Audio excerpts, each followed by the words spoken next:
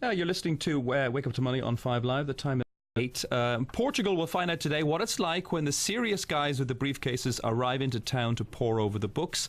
That's because representatives from the European Commission, the European Central Bank and the IMF will meet in Lisbon later today to set the terms of an €80 billion rescue for the Portuguese economy. Last week the IMF had to reassure the markets after another rumour spread that Greece was set to default on its sovereign loans, and Ireland's economy was downgraded to one notch above junk status by Moody's. Well, let's speak to Nick Bullman. He's a managing partner at Credit Risk, who advises companies on investment risk. Let's start with Portugal, I guess. Nick, what are these executives going to find?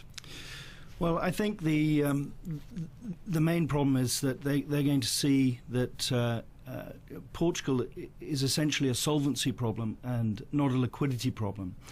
And when you say solvency problem, it means it doesn't necessarily need more cash. It has much bigger structural issues. That's correct, and the same can be said for Ireland and Greece. And in fact, as you mentioned earlier, the rumours about a Greek default were abound in the market last week. And from Czech Risk's perspective, it's not really a question of if they'll default, it's when they will default.